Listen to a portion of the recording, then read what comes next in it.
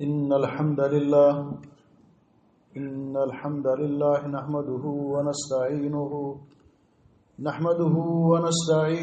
ونستغفره ونصلي ونسلم على سيد الأنبياء والمرسلين نبينا محمد خاتم النبيين وعلى آله الطيبين الطاهرين وأصحابه الغر الميامين ومن تبعهم بإحسان إلى يوم الدين.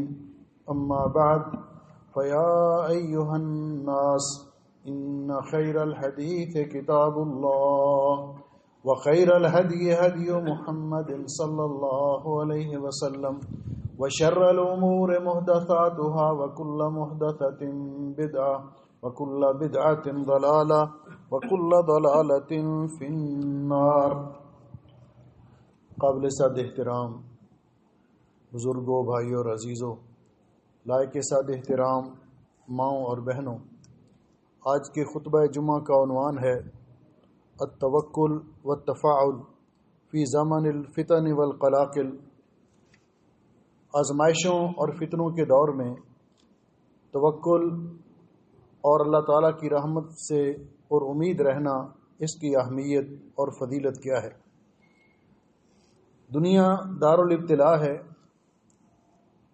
ہر انسان کو اس دنیا کی زندگی میں مختلف احوال سے گزرنا پڑتا ہے، کیونکہ اللہ سبحانہ و تعالیٰ نے فرمایا ہے کہ ہم کسی نہ کسی طرح آپ کو ضرور آزمائیں گے. اللہ جل شانہ کا ارشاد گرامی ہے وَلَنَبْلُوَنَّكُمْ بِشَيْءٍ مِّنَ الْخَوْفِ وَالْجُوعِ وَنَقْصٍ مِّنَ الْأَمْوَالِ وَالْأَنفُسِ وَالثَّمَرَاتِ وَبَشِّرِ الصَّابِرِينَ، کہ ہم آپ کو کسی نہ کسی طرح ضرور آزمائیں گے، کبھی خوف کے سائے مسلط کر کے، کبھی بھوک اور فقر و فاقہ کے ذریعے، کبھی اموال میں کمی کر کے، کبھی جانوں میں کمی کر کے، کبھی پھلوں میں کمی کر کے.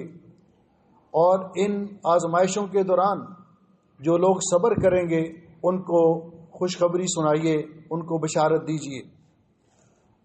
کسی عربی شاعر نے اسی کا ترجمہ کرتے ہوئے کہا ہے ثمانیۃ تجری علی الناس کلہم، 8 قسم کے احوال ہیں جن میں سے تمام لوگوں کو گزرنا پڑتا ہے دنیا کی زندگی میں. اور وہ احوال کون سے؟ ولا بد للانسان ان یلقى ثمانیہ، ہر انسان کو ان 8 قسم کی صورتحال سے، 8 قسم کے احوال اور ظروف سے ضرور گزرنا پڑتا ہے. اور وہ کیا ہیں؟ سرور و حزن و اجتماع و فرقت، کبھی غم ہے، کبھی خوشی ہے، کبھی ایک ساتھ مل بیٹھنا ہے اور کبھی جدائی ہے.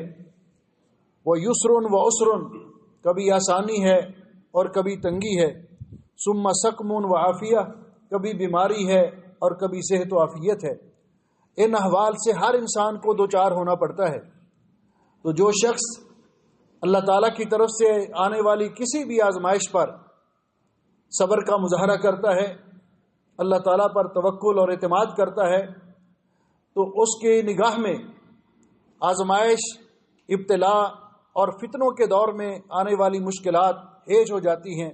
جس طرح کسی نے کہا ہے کہ ارادے جن کے پختہ ہوں، نظر جن کی خدا پر ہو، تلاطم خیز موجوں سے وہ گھبرایا نہیں کرتے. ان کا ایمان اور یقین ہوتا ہے کہ ہمارا رب ان مشکلات کو دور کرے گا، وہی مشکلات کو حل کرنے والا ہے. اور پیارے نبی حضرت محمد الرسول اللہ صلی اللہ علیہ وسلم نے بھی یہی ارشاد فرمایا. آپ نے فرمایا کوئی شخص دشمن کے ساتھ جنگ کی تمنا اور خواہش نہ کرے. جنگ کو مانگنا نہیں چاہیے، خود جنگ کا راستہ اختیار نہیں کرنا چاہیے، لیکن اگر آپ پر جنگ مسلط کر دی جائے تو پھر پامردی اور استقامت کا مظاہرہ کرنا چاہیے.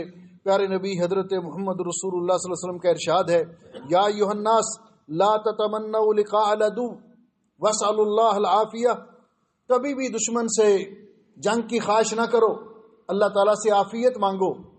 لیکن وَإِذَا لَقِيتُمُوهُمْ، جب دشمن سے مٹ بیڑ ہو جائے، آمنا سامنا ہو جائے، تو پھر فَاصْبِرُوا، صبر کا مظاہرہ کرو اور اس بات پر یقین رکھو وَاعْلَمُوا أَنَّ الْجَنَّةَ تَحْتَ ظِلَالِ السُّيُوفِ، کہ جنت تلواروں کے سائے کے نیچے ہے.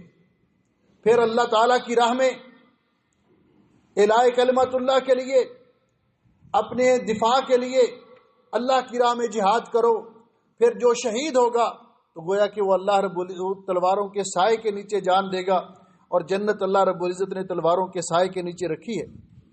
ایسے دور کے اندر لوگوں کو امید دلانا، لوگوں کو مشکلات کے اندر حوصلہ دلانا، یہ نبی کریم علیہ الصلوۃ والسلام کی سنت ہے۔ اور لوگوں کے اندر خوف و ہراس اور مایوسی پھیلانا یہ بہت بڑا گناہ ہے۔ پیارے نبی حضرت محمد رسول اللہ صلی اللہ علیہ وسلم نے ارشاد فرمایا، ان نبی ہریرہ رضی اللہ تعالیٰ عنہ ان رسول اللہ صلی اللہ علیہ وسلم قال اذا قال الرجل هلك الناس، جب کوئی آدمی یہ افواہ پھیلائے کہ تباہی مچ گئی، لوگ تباہ ہو گئے، لوگ برباد ہو گئے، تو آپ نے فرمایا وہ شخص اہلکہم، اس نے گویا کہ لوگوں کو ہلاک کر دیا، تباہ و برباد کر دیا۔ اور بعض نے اس کو اس طرح بھی پڑھا ہے فہو اہلکہم، کہ وہ خود سب سے بڑا ہلاک ہونے والا ہے۔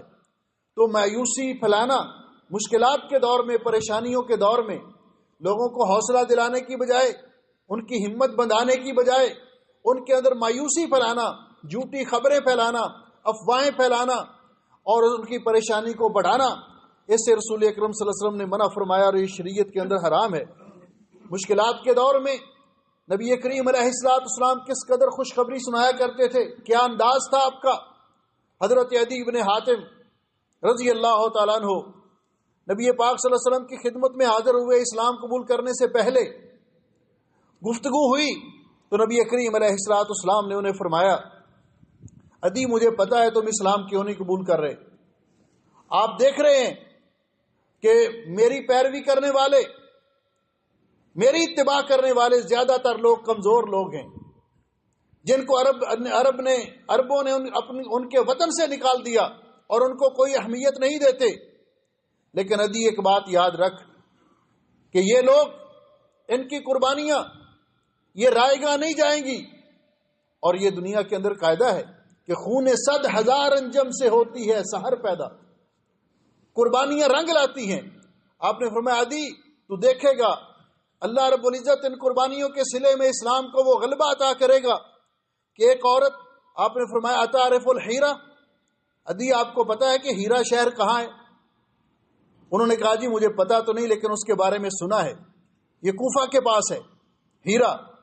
آپ نے فرمایا ایک دور آئے گا جب اسلام کی شان و شوکت کا دور ہوگا، ایک اکیلی عورت ہیرا سے چلے گی، بیت اللہ شریف کا طواف کرے گی، طواف کر کے اپنے وطن واپس لوٹ جائے گی، راستے میں اس کو کوئی ڈر نہیں ہوگا، کوئی خطرہ نہیں ہوگا، اس قدر امن ہوگا، اسلام کا دور دورہ ہوگا۔ ادھی آپ یہ بھی دیکھیں گے آج یہ لوگ آپ کو فقراء مساکین نظر آ رہے ہیں، کمزور نظر آ رہے ہیں، ایک دور آئے گا یہی لوگ کسرا کو، ایران کو فتح کریں گے اور کسرا کے خزانے وہ ان کے قبضے میں آئیں گے۔ حضرت عدی حیرت سے پوچھتے ہیں کسرا ابن ہرمز کے خزانے، کیونکہ وہ اس وقت کی سپر طاقت تھی۔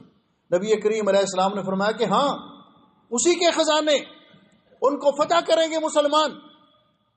آپ نے فرمایا عدی آپ یہ دور بھی دیکھیں گے کہ مال اتنا، آج کچھ نہیں ان کے پاس، لیکن اتنا مال ہوگا کہ کوئی قبول کرنے کے لیے تیار نہیں ہوگا۔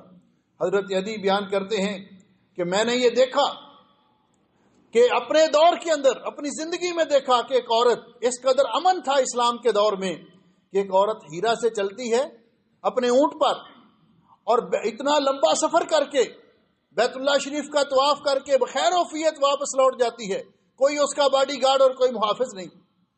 اور حضرت عدی کہتے ہیں کہ جن مجاہدین نے، صحابہ کرام نے ایران فتح کیا اور کسرا کے خزانے اپنے قبضے میں کیے، میں بھی ان میں شامل تھا، یہ بھی میں نے اپنی آنکھوں سے دیکھ لیا۔ نبی کریم علیہ السلام نے اس کی بشارت دی تھی۔ اور کہتے ہیں تیسری چیز وہ بھی لازمی ہو کر رہے گی کہ مال اتنا عام ہوگا، رسول اکرم صلی اللہ علیہ وسلم نے فرمایا کہ کوئی قبول کرنے کے لیے تیار نہیں ہوگا۔ اس لیے مشاکل کے دور میں، پریشانیوں کے دور میں انسان کو کبھی مایوس نہیں ہونا چاہیے، اللہ کی رحمت سے امید رکھنی چاہیے کہ مشکلات ہیں۔ اللہ رب العزت نے فرمایا ان مع العسر یسرا، ان مع العسر یسرا، کہ تنگیوں کے بعد اللہ تعالیٰ نے آسانیاں رکھی ہیں۔ اللہ رب العزت پریشانیوں کو دور کرنے والا ہے۔ ایسے حالات کے اندر ایک مومن کو کیا طرز عمل اختیار کرنا چاہیے؟ سب سے پہلی چیز ہے صبر۔ مشکلات میں صبر کا مظاہرہ کرے، کیونکہ اللہ رب العزت فرماتے ہیں وَاصْبِرْ وَمَا صَبْرُكَ إِلَّا بِاللَّهِ، صبر کیجئے، آپ کا صبر اللہ کے لیے ہے۔ وَلَا تَحْزَنْ عَلَيْهِمْ، ان لوگوں کے بارے میں غم زدہ نہ ہو۔ وَلَا تَكُ فِي ضَيْقٍ مِّمَّا يَمْكُرُونَ، اور مخالف دشمن جو سازشیں کرتے ہیں اس کے بارے میں گھبرائیے نہیں، آپ کا دل تنگ نہیں ہونا چاہیے، اللہ تعالیٰ سب کچھ دیکھ رہا ہے، اللہ آپ کے ساتھ ہے۔ دوسری چیز کہ مومن کو اللہ تعالیٰ پر توکل کرنا چاہیے ہر دور میں، اور اللہ تعالیٰ پر توکل یہ مومن کی ایک بنیادی سلاح ہے۔ مومن کا جب اللہ پر توکل کر لیتا ہے تو اللہ رب العزت قرآن پاک میں فرماتے ہیں کہ جب صحابہ کرام کو لوگوں نے آ کر یہ کہا ان الذین قال لهم الناس، کہ جب انہیں لوگوں نے کہا ان الناس قد جمعوا لکم، لوگ سارے کے سارے جمع ہو کر، تمام قبائل عرب، تمام دیانات کے لوگ آپ کے مخالف جمع ہو کر آپ پر حملہ آور ہونے کے لیے آگے ہیں، فخشوہم، ان سے ڈریے، فزادہم ایمانا، تو اس سے صحابہ کرام ڈرے نہیں، گھبرائے نہیں، بلکہ ان کے ایمان میں اضافہ ہو گیا، اور انہوں نے کہا وقالوا حسبنا اللہ ونعم الوکیل، ہمیں اللہ کافی ہے جو سب سے بہتر کارساز ہے۔ تو گویا کہ ایسے دور کے اندر مایوس نہیں ہونا چاہیے، مایوسی نہیں پھیلانی چاہیے، بلکہ اللہ تعالیٰ سے عافیت مانگنی چاہیے، صبر کرنا چاہیے، استقامت کا مظاہرہ کرنا چاہیے، اور اللہ تعالیٰ پر توکل اور بھروسہ کرنا چاہیے۔ اور یہ بات بھی درست نہیں ہے کہ ایسے دور کے اندر آدمی کہہ جی اب تو عادت بن گئی ہے یہ خطرے کے سائرن سننے کی، یہ میزائلوں کے دھماکے سننے کی عادت بن گئی ہے، اس کو لائٹلی نہیں لینا چاہیے، اگنور نہیں کرنا چاہیے، بلکہ اللہ سے عافیت مانگنی چاہیے۔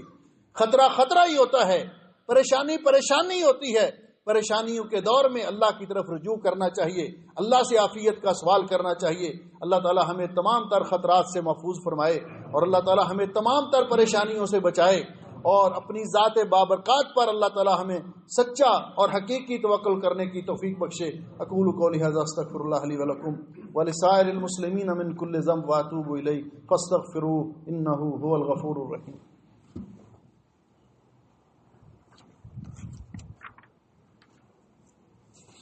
ان الحمد للہ نحمده ونستعینه ونستغفره ونعوذ باللہ من شرور انفسنا ومن سیئات اعمالنا، من يهده الله فلا مضل له ومن يضلل فلا هادي له، اشهد ان لا اله الا الله وحده لا شريك له واشهد ان محمدا عبده ورسوله، اما بعد۔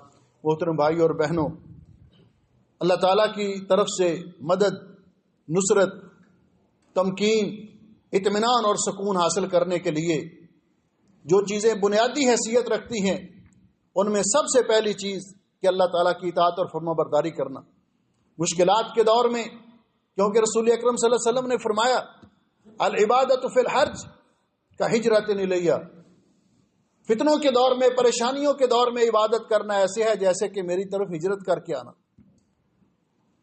عبادت کی طرف زیادہ توجہ دینی چاہیے، اللہ کے ساتھ اپنی لو لگانی چاہیے، اللہ کی طرف رجوع کرنا چاہیے، کیونکہ اللہ رب العزت نے فرمایا الذین مکناہم فی الارض اقاموا الصلاۃ وآتوا الزکاۃ وامروا بالمعروف ونہوا عن المنکر وللہ عاقبۃ الامور، کہ وہ لوگ جن کو ہم نے زمین میں اقتدار بخشا، زمین کے اندر تمکین عطا کی، تو ان کا کام یہ ہونا چاہیے کہ وہ نماز قائم کریں، زکوٰۃ ادا کریں، نیکی کا حکم دیں، برائی سے روکیں، وَلِلَّهِ عَاقِبَةُ الْأُمُورِ، اور امور کا انجام یہ اللہ رب العزت کے ہاتھ میں ہے۔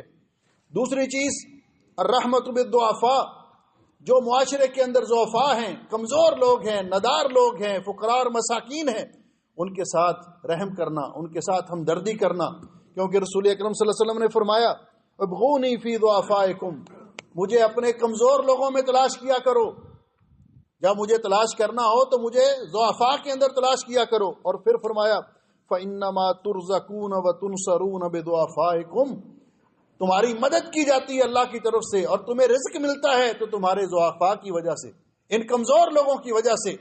اس لیے یہ چیزیں کہ اللہ تعالیٰ کی اطاعت میں دلچسپی لینا اور ضعفاء کے ساتھ، فقراء اور مساکین کے ساتھ، کمزور لوگوں کے ساتھ ہمدردی کرنا اور ان کا تعاون کرنا، اس کے ساتھ اللہ کی نصرت حاصل ہوتی ہے، اللہ کی تائید حاصل ہوتی ہے۔ ان اللہ و ملائکتہ یصلون علی النبی یا ایھا الذین آمنوا صلوا علیہ وسلموا تسلیما اللهم صل علی محمد وعلی آل محمد وبارک وسلم وصلی علیہ۔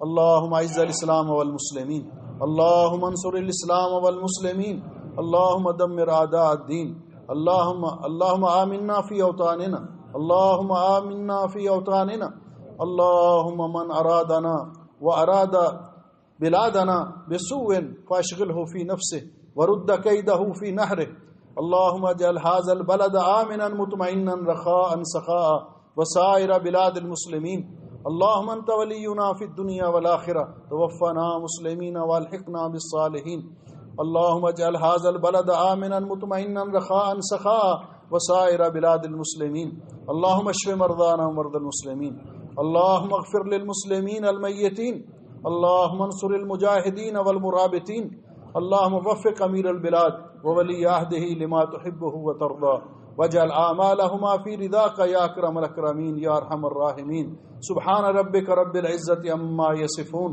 وسلام علی المرسلین والحمد للہ رب العالمین۔ صفحہ درست کر لیں۔